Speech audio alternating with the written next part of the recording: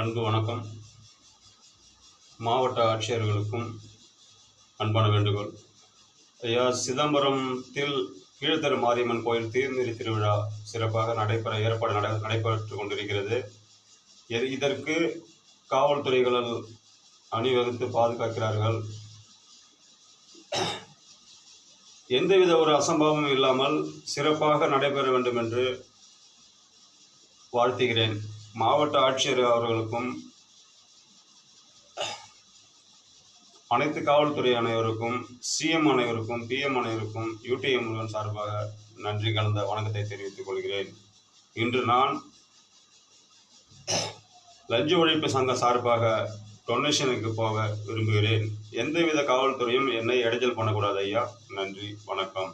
அது மட்டும் இல்லாமல் சில வீடியோக்கள் காவல்துறைக்கோ கண்டிப்பாக நன்மையாக